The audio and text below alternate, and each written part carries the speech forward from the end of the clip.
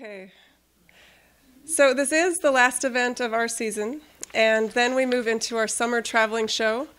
You guys can watch the website and see where people are reading and when all around the county all summer. It's a great, great event, or it's a series of events. And then I'd like to start to plug next season just a little bit. I'm just going to give you a little teaser. We have Brian Turner coming, and Ellery Akers, and Alexandra Teague, and Malachi Black. More people too, but that's just your teaser you're going to get. Okay, and then I'm so excited to have these two particular guys reading here tonight, and especially to have them together.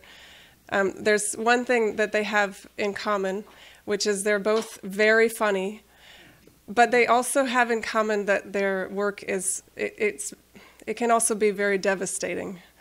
And I thought they would make a really good pairing. And they have a tiny bit of shared history in St. Louis. One of them flew in from St. Louis just this afternoon. Yes. So we're going to start with Lee Rossi. And Lee Rossi's most recent book of poems is Wheelchair Samurai. Ruth Schwartz says, "These poems are scintillant with wit, shot through with sudden revelations and the startling brief gleam of compassion and truth.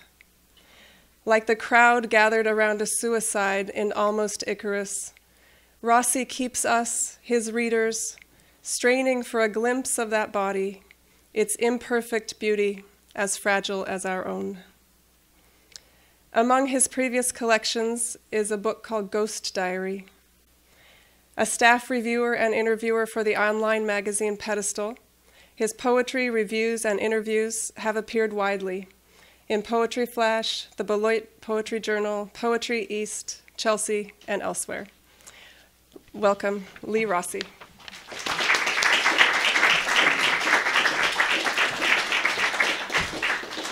Wow. Well, thank you for coming out tonight. Nice to see you all.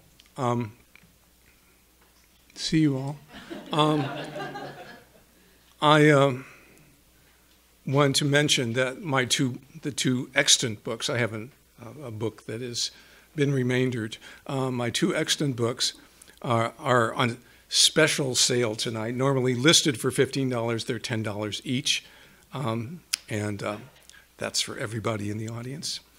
And I'll sign it too.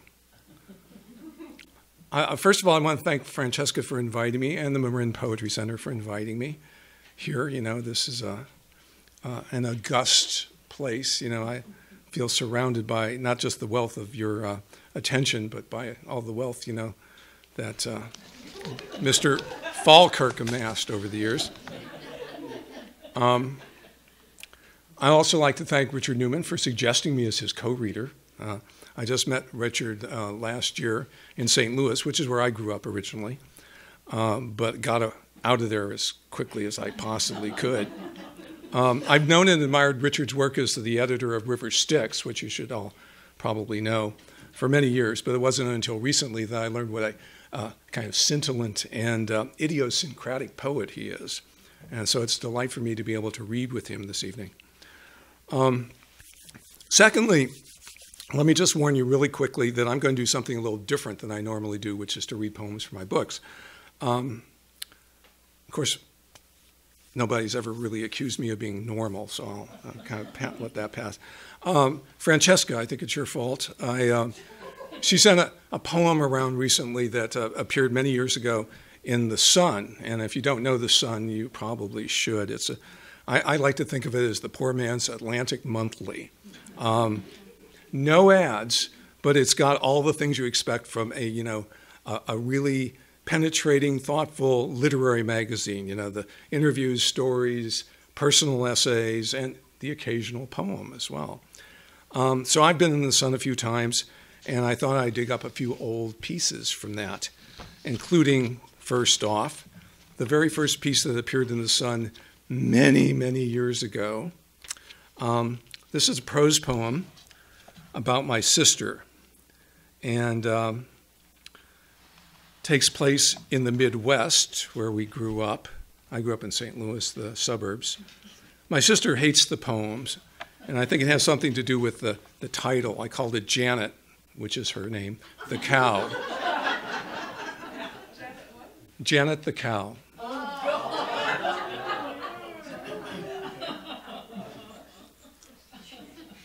So I think you're beginning to side with her. Well, just wait, okay?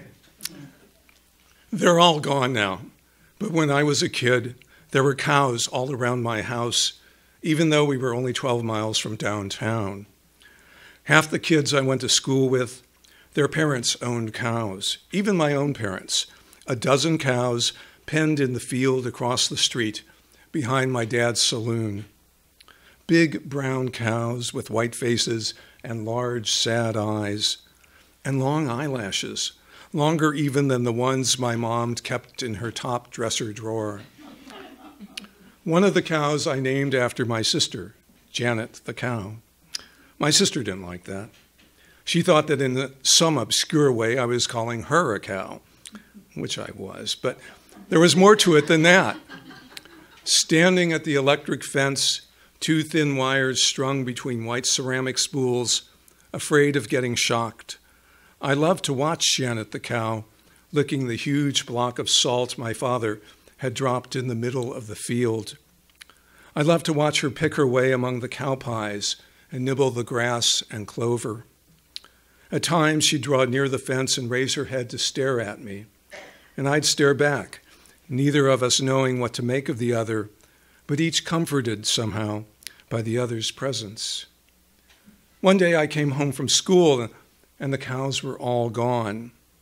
"What happened to the cows?" I asked my mother. "They're gone," she said. "Gone where?" I asked.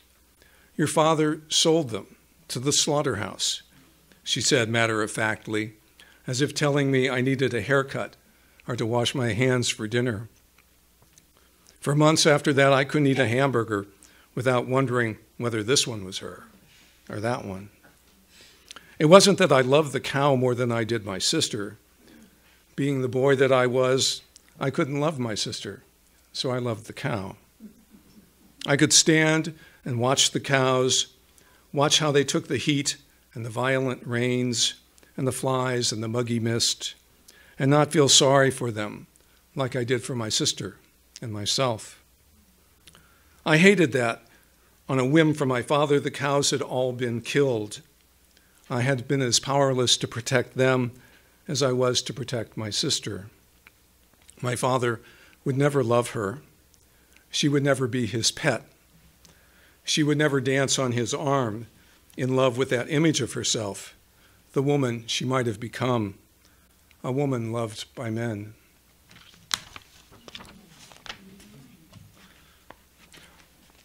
I think a lot about transgenerational trauma and about what it takes to overcome bad habits that are learned over generations, what we usually call culture. This next poem, which appeared in 2004, also takes place in the Midwest and reflects upon death, as well as the fire and brimstone that I was told to expect upon dying. It's called Sudden Harvest.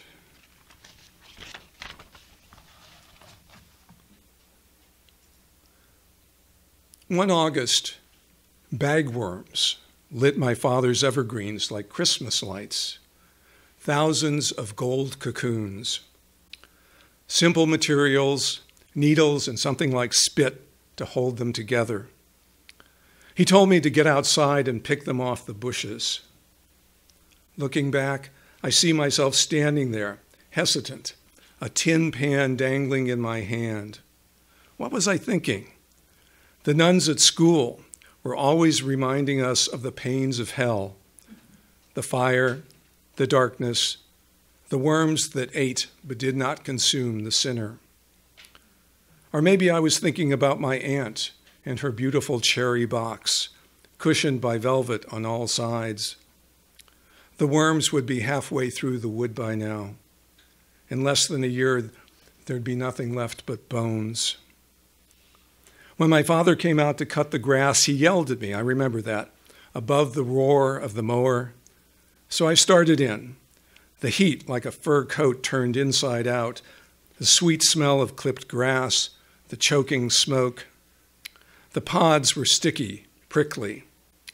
As I worked, I saw the inchlings crawling from their sleeping bags like kids waking in camp. When the pan was full, he took it and told me to come with him out back to the trash pit where we burned newspaper.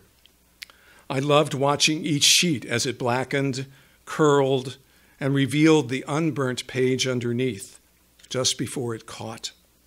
But not this time. When he poured my little captives onto the charred ground, shook gas on them, I thought of the priest at High Mass sprinkling us with holy water and lit them like charcoal. Oh, they curled too in the sudden heat, blood smoke rising sideways in the pit.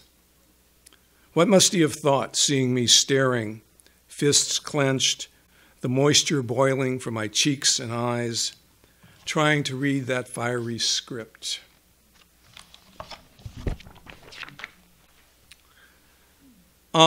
Next, I'm going to read that poem that Francesca resurrected. I had forgotten what a good poem it was. Wow. I think of it as a kind of a meditation on the aftermath of Vietnam. But, except for the details, the same story keeps happening every day. More generally, I'd say that this poem, Eclipse, is about history and about our relationship, our responsibility to our fellow human beings. Eclipse. After the fourth course and the fifth bottle of wine, my wife, my friends, and I stumbled onto the porch just in time to see Earth take its first bite of the moon's mottled blue.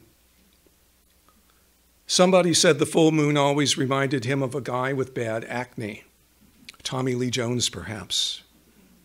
I said it reminded me of my boss, the pocked inventor of the tetrahedral spike, a clever little gadget you could drop from an unseen B-52 into rice paddies miles below, and which always landed point up, ready to pierce boot, sandal, or naked foot. My boss was proud to have served his country in such a demonstrably harmful way. I wondered if the moon was disappearing in Vietnam as well. Total eclipses are local events, like divorces and heart attacks. Maybe they were just having a chest cold over there. That's when I mentioned the murdered woman. She'd lived in the next apartment with her husband or boyfriend, whatever he was. They were both refugees. At night, my wife and I would lie in bed and listen to her body slam against the bedroom wall. Next day, she'd say they were discussing their future.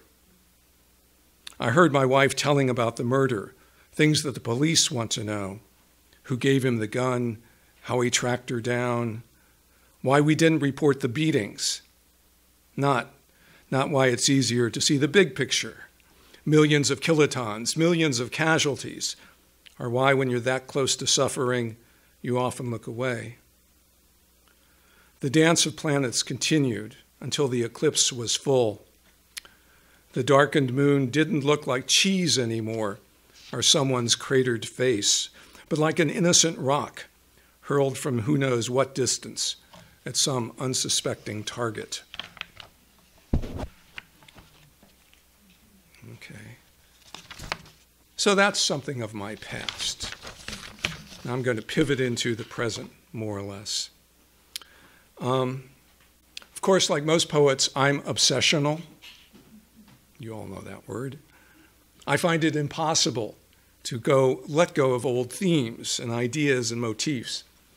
So here are some of the newer poems which reprise some of the characters from these earlier poems.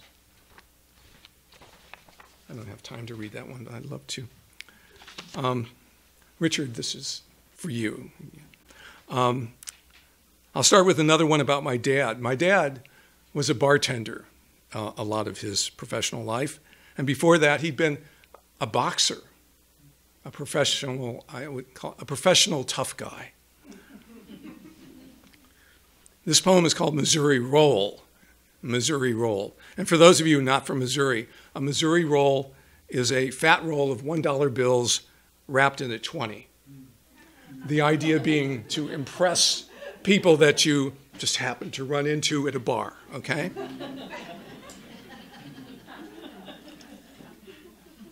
And when my father wasn't tending bar, he was hanging out at bars. Go figure. Missouri roll. Whenever Dad walked into a strange bar, he'd flash a wad thick enough to choke the big-mouthed bass, leering over the bar like a row of gargoyles, passing judgment on the drunks below.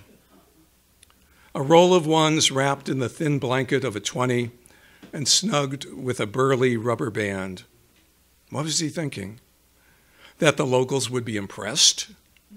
Or was he calling out the toughs? He kept another roll of pennies in his pocket, the poor man's brass knuckles. Grip it in your fist and slam it into someone's gut. No broken bones and lots of extra force. He'd been a boxer, 21 pro fights. Maybe he missed the excitement of the ring, the managers and cut men, the hysterical, drunken crowd, and needed some of that excitement now that his life was just trays of food and booze, leaving the kitchen and coming back empty. Someone got wise to him. He was only a welterweight, but could flatten the biggest guy in the place. After a couple of beers, the barkeep slipped something into his Schlitz, knockout drops. And when he woke up in the alley behind the bar, his cash was gone, the pennies too. And all over his body, bruises bloomed like roses.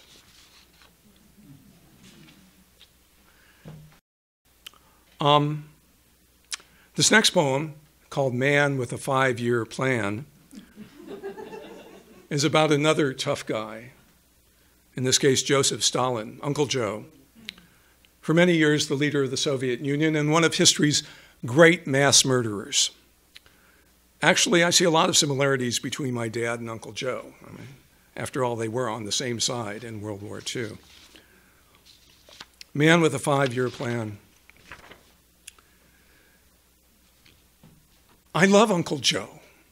He can pick his teeth with a wishbone from a pheasant, and then order the destruction of 10,000 villages, all in a day's work, for the master architect and builder of a new social order. There's so much to do. Separate the reactionary classes from their petty lives, privileges. Transform Mother Russia into a dust bowl, industrial power. Swagger, stagger, shatter capitalism's hold on world domination. Who can stand against his abominable abdominals? Let me try that again. Who can battle the rattle in his esophagus? Who can fight his overbite or withstand the napalmed putty of his hands, those thick plutonium mitts, each knuckle mined and fortified with foxholes? Call me an idealist, but there ain't no one alive today or yesterday who can say no to Uncle Joe. We're marching into the future through the blood of the past. The Greeks killed the Persians. The Romans killed the Persians. Spears, swords, crossbows, bombs. It's our turn now.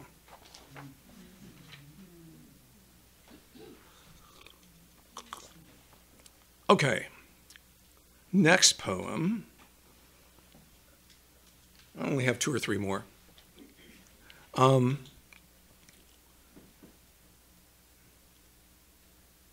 I think you've gathered that my father spent a lot of time in bars.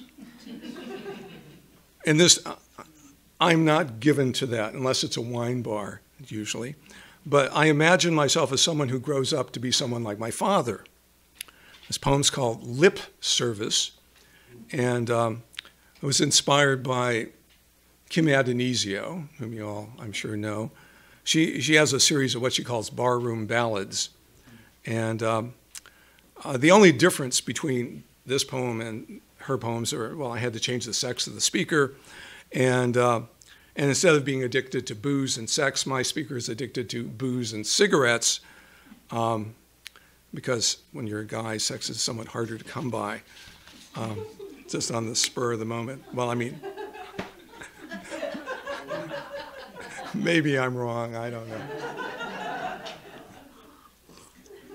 Depends on the guy, I guess. I'm speaking for myself, or at least my persona.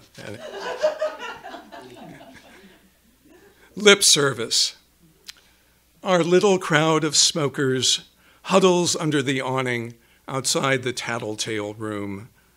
Our Abel's offering of syntax and tobacco rising into the drenched and chilly air. At the other end of the parking lot, beyond Big Lou's toys and collectibles, the aquarium, the Korean cleaners, and kamikaze comics, the partisans of the Scarlet Lady are swapping lights and jokes. 2 bars, right? Before returning to the serious business of pouring a lifetime's sorrows down the hair-clogged drain of their neighbor's ear. My ex is there, I'll bet, and her new beau, a beefy former cop turned security consultant. I think his name is Jeff. They'd be laughing by now, and she'd be telling him for the 33rd time all the ways I failed her. She likes to tell the story of her life, each boyfriend or husband forming a chapter, all of them starting with lust or jealousy and ending in disaster. I've heard earlier versions dozens of times, and even the latest more times than I'd care to count, the last time in court. She's good at getting people, even judges, to feel sorry for her. I did, even though I had my own tale of woe, which I shared like a wandering minstrel with whoever would listen. At least I used to. I used to think I was self-destructive because of what Dad did to Mom or what Mom did to me. But now I know that I like booze and cigarettes, not just because they help me forget. Standing in the rain with the other hardy hackers, I enjoy watching our puffy red faces bobbing like balloons against a backdrop of asphalt and rain. It gives us a reason to be here in the cold and wet, while dads with takeout and kids holding baggies filled with goldfish scurry like roaches to their cars.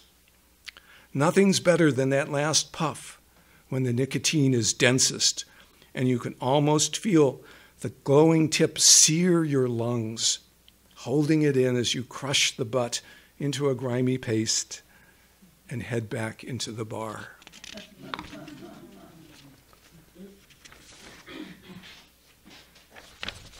So this has kind of been a little downbeat, some of these poems.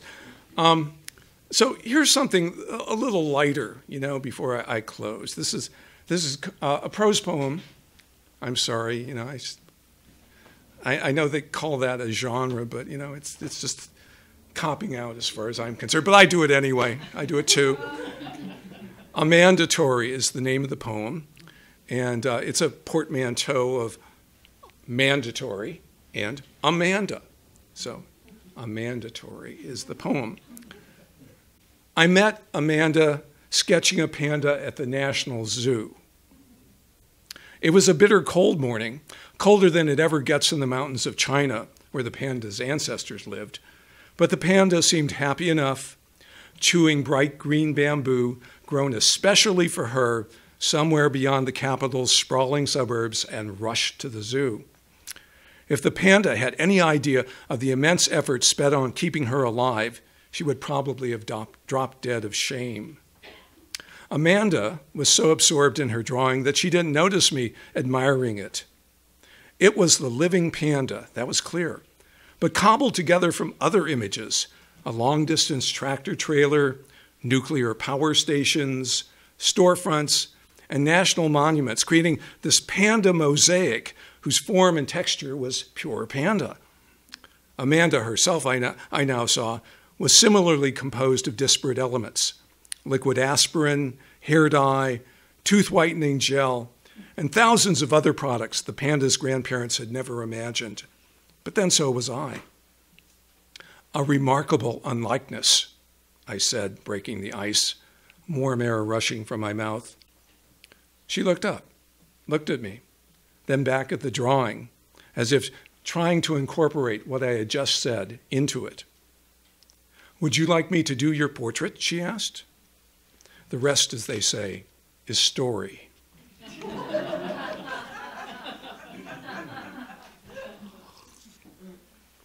Final poem. Let's see. I don't think I read any of those.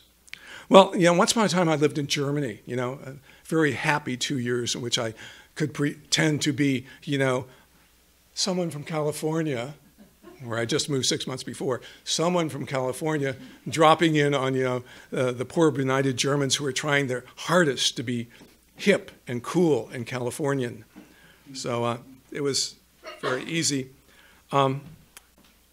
But I have to admit at the same time that my earlier self was emotionally hamstrung and at the same time hopeful, ever hopeful.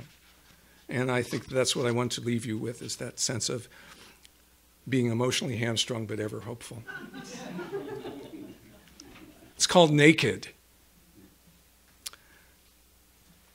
This is before the wall came down. After a night of dancing and beer, an almost endless night, sundown at 3, dawn at mid-morning, we went to the sauna. Not my idea.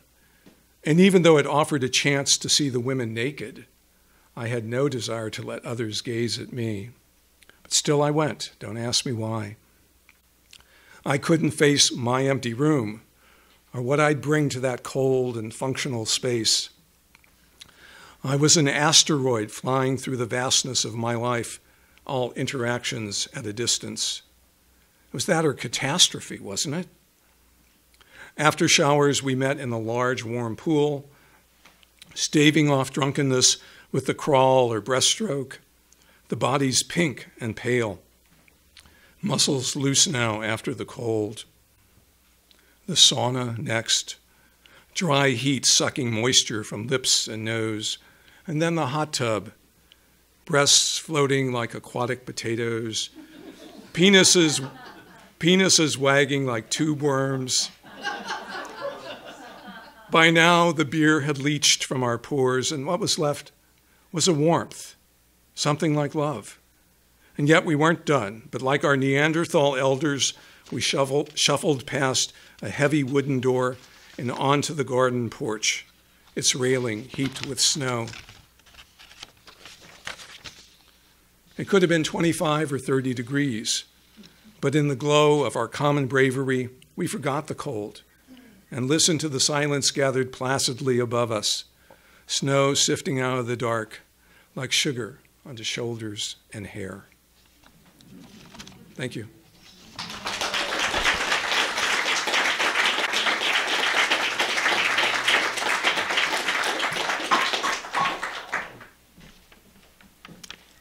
Thank you, Lee. You didn't disappoint. And I'm glad I resurrected that poem. It was very popular on Facebook these last 2 weeks. So the first time I saw Richard was Detroit in '68. I'm just kidding, sorry. My first encounter with Richard Newman's poetry was when I was researching his magazine, River Styx. And especially back when I was first starting to submit, I used to try to read at least a little bit of the poetry of the editors whose I was going to present my own work to. But he was actually the only editor. I ordered both of his books. He had 2 at that time, and I enjoyed them so much.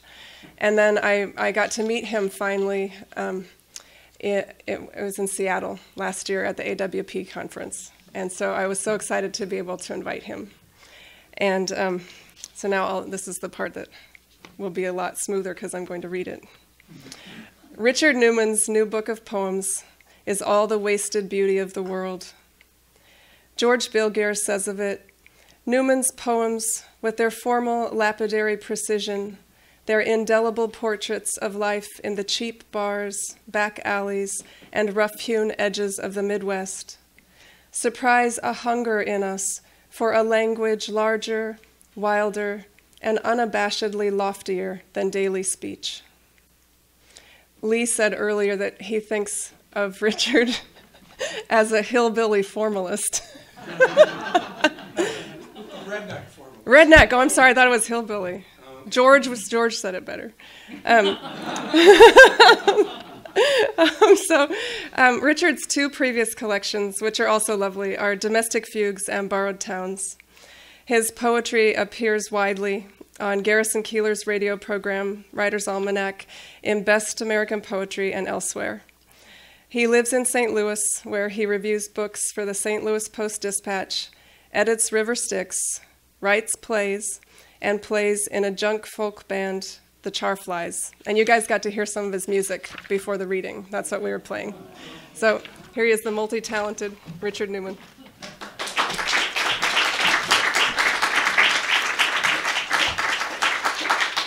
Do we get to keep these? Yes. Oh, swell. That's your swag. I know, I need some swag.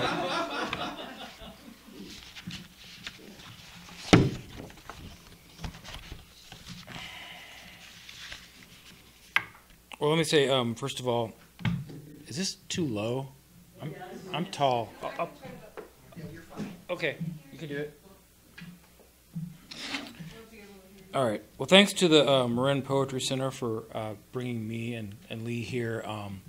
It's an honor to share this lectern with so many. I looked at your schedule for previous years and for the upcoming season. It's a lot like what we do at River Styx, only it's in California, which I don't really understand yet. In the few times I've been to visit California, I'm trying to wrap my brain around this place. But I love what y'all are doing here, and it's an honor to share the lectern also with your poet laureate, your joyful poet laureate at that, Puerto Sereno. Especially I'd like to thank Francesca Bell, who, in addition to having her act together more than most poetry organizers, as I can say, she's also a fantastic poet in her own right. Let's see, and thanks to Lee, to share the podium with Lee, who I wish I would have suggested maybe an academic poet, because it would have been easier to follow. So thanks for setting the bar so high. Thanks to the people who built this fantastic building. This is incredible. I wish I could sneak around and wander the hallways. It's beautiful. And thanks to you for coming, of course. I appreciate it. As I say, I'm from the Midwest. I've lived my whole life in the Midwest. I've been to California maybe 3 or 4 times. I don't really understand it, but we have these things in the Midwest that maybe you all haven't experienced. They're called seasons. And this book, All the Ways to Beauty of the World, is organized in seasons. And right now in St. Louis, we are experiencing spring, and usually it happens in a day or two. Your forsythia blooms, and then it's like a giant stew of summer, the humidity. You know what I'm talking about. But we've had a spring that's lasted for at least a month, and it's been glorious. So I'm going to read mostly spring poems. This book also contains some spells or incantations. So I'm going to kick off the show with an incantation, Spell for Luck. It's called Perfect Pearl, Spell for Luck. And each spell, there are 4, there's one for each season. Each spell contains a list of ingredients, materials. So the materials for this is 1 whole perfect pearl, 1 piece of cobweb, freshly collected, 1 acorn, and 1 salt shaker. And then there's the directions. Under a new moon before dawn, place the first 3 items before you, moon at your right shoulder. Sprinkle salt generously around yourself in a 3-foot diameter. Concentrate on where in your life you most want luck to land while invoking this incantation. O luck of sunshining summer shower, impart to me your luck this hour. Of salted earth on sacred ground, this lucky pearl in the palm of my hand, this perfect world that spins around a lucky grain of sand. Bring me the luck from buttons of bone, the luck of a hand-warmed pocket stone. Lend me the luck the cricket sings, the inside-out white dress or blouse, the luck a blushing robin brings when it swoops into the house. The luck of numbers, crooked and prime, the once-kicked penny, the fountain dime, the luck that creaks from a wooden stair, the spit-shined luck and luck that glints off a long and golden strand of hair waving from a wooden fence. The luck locked in the nut and seed, braided in the mane of a midnight steed, so luck will flow and luck will ebb, but I catch your luck before day's begun, into this dew-strung spider web from which this spell is spun. So feel free to try that at home. I recommend that one over the Raising the Dead spell, which I've had mixed results with myself.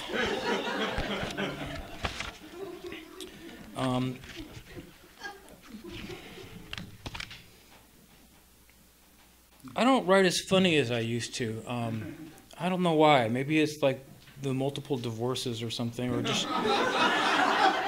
But I used to get so much great material out of that, and now my in-between poems talk is funnier than the actual poems.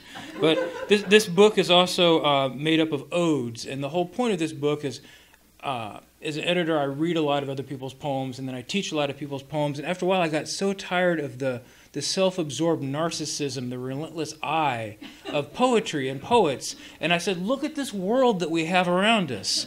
And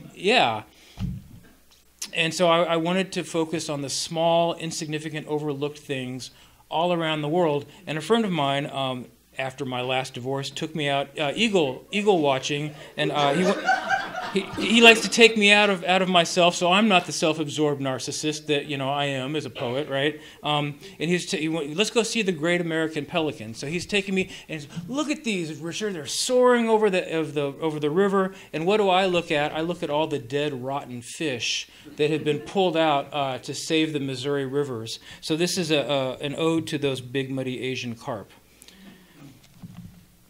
An angler's hatred for you is instinctive.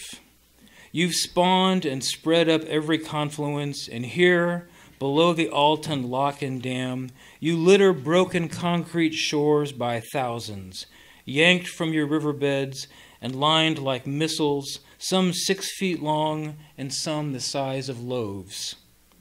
You all wear the same face, wide-eyed dismay. Thistles of bones break through your silver skin, while mounds of guts shine in glorious rot. No gulls swoop down to pick your eyes or innards. Though you've been prized through Chinese dynasties and sold to Israel as gefilte fish, no one here will touch your flesh but flies, whose maggots boil between your sun-warmed gills. Over 100 feet above your stink, flocks of American white pelicans caress the currents with their ink-tipped wings. They pause a moment, studying, then plunge, a sweeping signature of life and death, while great blue herons nod to lapping tides. We brought you here to binge on catfish algae, but carnage on these banks is your rank triumph. A florid waste, a drop in the bait bucket of your relentless population, nudging out native bluegill, walleye, largemouth bass.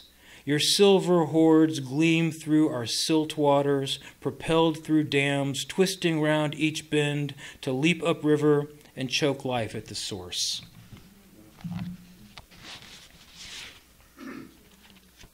So here's another one called April Morning. When the taste of a formal lover has finally vanished from your tongue, like the moon dissolved in the morning sky, and no leaves stir in the damp stillness, though you imagine buds strained against the chill, trees thicken and roots flex underground, when Monday traffic begins its slush along the highway, and you have measured your mornings since the breakup in toothpaste tubes, deodorants worn to nubs, you'll know that life knows not how it began, and spring happened not in a moment we perceived, but moments slowly recollected in the ancient smell of rot and bloom, and even your former lover appears more beautiful than you remembered.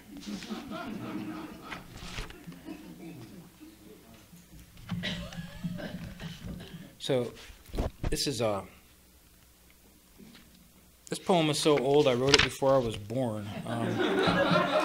It's called Mowing, and it has an epigraph from the Zenrin Kushu.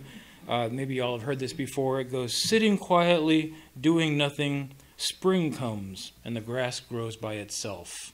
And I don't know, maybe you all have achieved Satori right now hearing that, but I think I first experienced that in a Salinger book, maybe, sitting quietly, doing nothing, spring comes, and the grass grows by itself. Anyway, this is called mowing. I'm no Buddhist, but I know enough of lawns to say the grass grows by itself even when I'm not sitting quietly.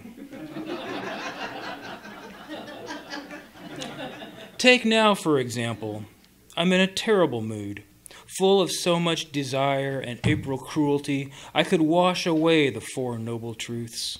And, almost as I mow, the new growth pushes against my chloroplastid shoes.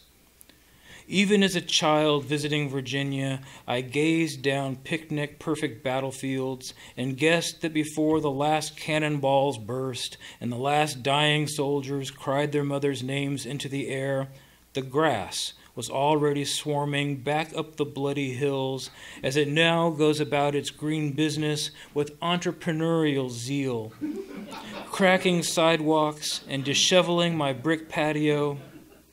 And when my daughter swings in our backyard, crying, "Watch me, Daddy, look how high," I look up from the mower as she launches into the leafy arms of the trees, the whole swing set heaving, then swoops back down again, her bare feet riffling over the blades, grass I scattered with my own two fists, and I know, sitting, standing, quiet or not, that as she grows, there's nothing I can do.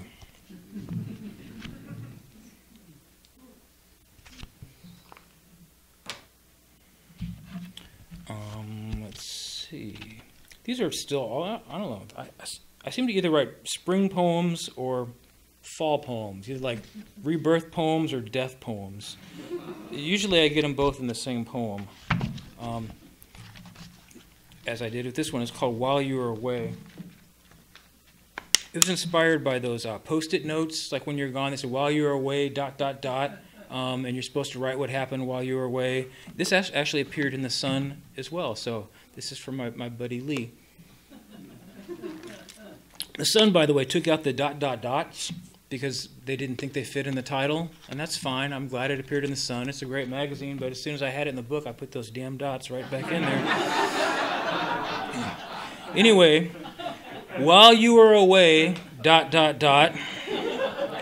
I thought about sex. I turned 40, drank beer on the back porch by myself, called an ex. Last night, the woman across the alley, the one with that green porch light, suddenly appeared in a white and black Dalmatian spotted bathrobe, bare legs and slippers, and shuffled down the alley. She may have seen me, but she also saw our other neighbor's Dotson gone, that guy she dated once or twice, out all night, and so she quickly shuffled right back home. Her dog sniffed disdainfully on the porch, for once refused to come back down into the yard. From the front side of the house, across the street, a guy kept yelling, "April! April! April!" He pounded on the door. "Come on, April!" I am also sick of the month of March.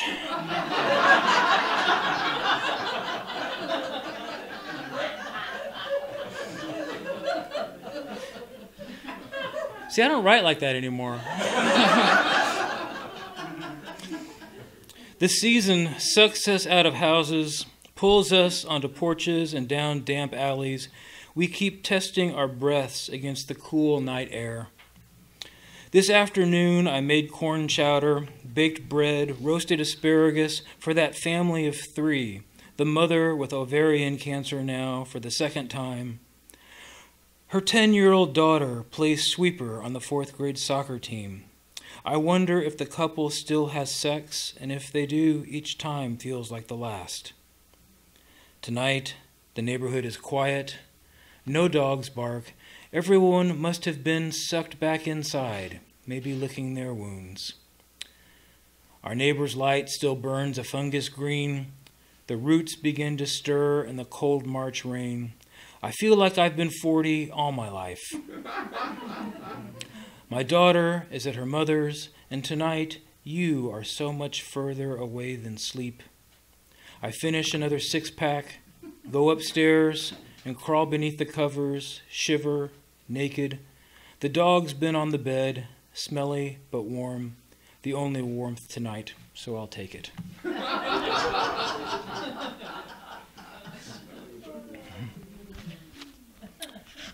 Let's see.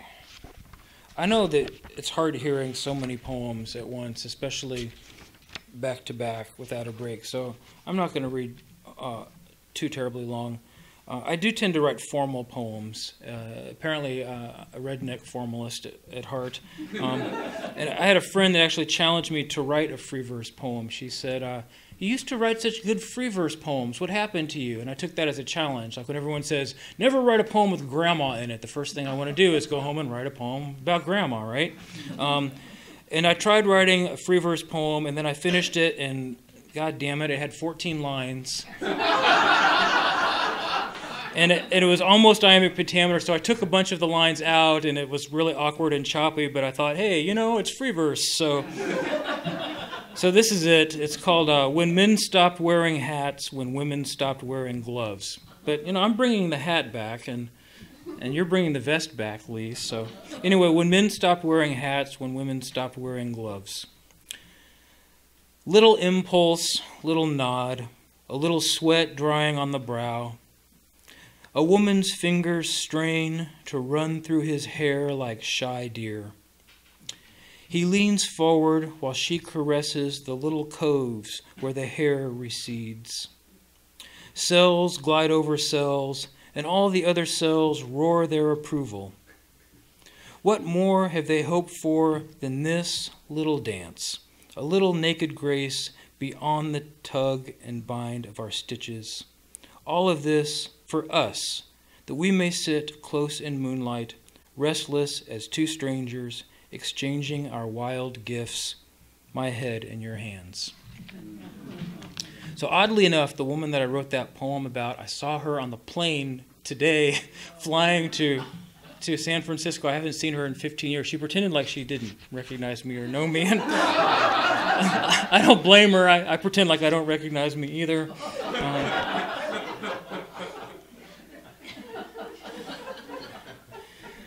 I'm going to read a couple new poems, one's from not from the book, or maybe at least one. I don't want to try y'all's patience too much.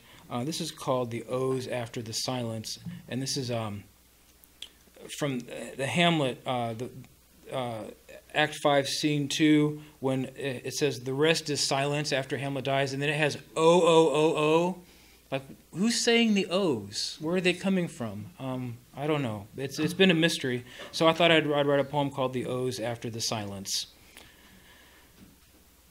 I've pried from my garden an O-shaped bone, 3 fingers long and wide, worm-licked and white as moon. Picked up, the loam that held it crumbles away. Put to my eye, I view the world through death. Overheard one morning, a friend moans from the downstairs couch, her sorrow stifled with cushions as she sobbed herself awake or back to sleep, dampening my fake velvet with dozens of little O's. The morning after a crash, we neighborhood kids snared a tire from ditchweeds and bloody gems of glass and dribbled it down the road, great thwacks against the asphalt, a bouncing, rolling O with nowhere to go but over hills of soy. Chorus heaps on chorus, and after the last chord cuts off, the cascade, a young woman's voice warbles out, frail O, hoping to join once more the refrain, the bobbing sea of song, but no, her lips an O of pleasure, and then, at finding herself alone, no longer lost in music, but found by us, oh no of shame, dark O, covered by a hand, but echoing in our minds' ears longer than any song, longer than laughter, her O for more, her O to merge, her O to be lost on waves of O.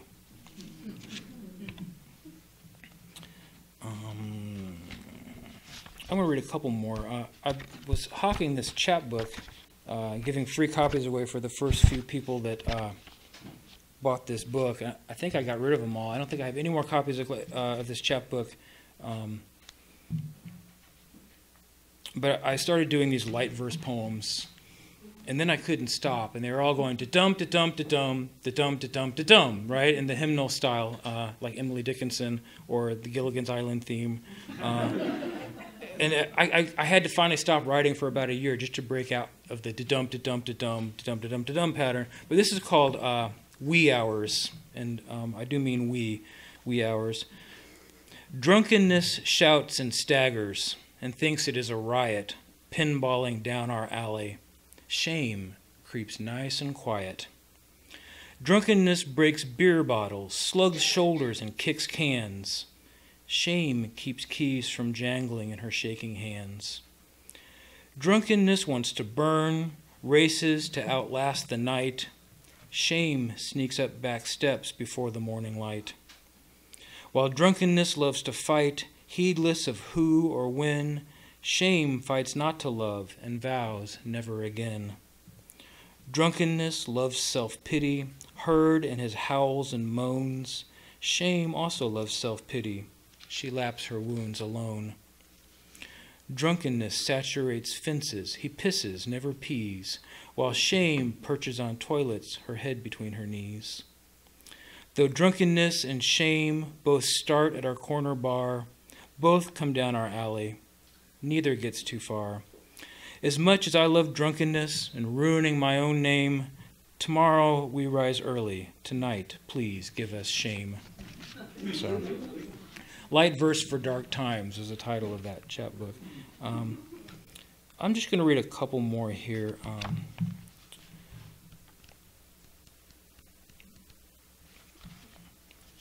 This is on page 16 for those of you following at home. There's 3 triolets on lines from public places. So a triolet, if those of you who don't know, is it's an 8-line poem with one line that repeats 3 times, probably hence the name triolet, and another line that repeats twice, and it only has 2 rhyme sounds. So it's extremely claustrophobic. It's like painting yourself into a corner and then strapping yourself in and putting a ball and chain on there at the same time. And I took each one of these a line that I saw somewhere in an actual public place. So 3 triolets on lines from public places. 1, over the airport intercom. Robert McGraver, please return to your wife, who's waiting with your baggage at the gate. You cannot fly for long out of your life, Robert McGregor. Please return to your wife. A little big with boredom and strained from strife, she wears oppressed resilience to compensate. Robert McGregor, please return to your wife. She's waiting with your baggage at the gate. 2, at a Cardinals game in Busch Stadium. Will you please marry me, Katrina? We're blinking on the Jumbotron. Since my love's big as this arena, will you please marry me, Katrina? Drunk Cubs fans snicker like hyenas. You won't wait till the Cards have won, will you? Please marry me, Katrina. We're blinking on the Jumbotron. 3, missed connections on Craigslist. Actually, there are 2 lines that I stole from this public place. You drove a white Impala heading west. I waved and you waved back. You look so pretty. In that white flash, my life was cursed and blessed. You drove a white Impala heading west. Each Impala stabs me in the chest. I've posted ads like this throughout the city. You drove a white Impala heading west. I waved and you waved back. You look so pretty.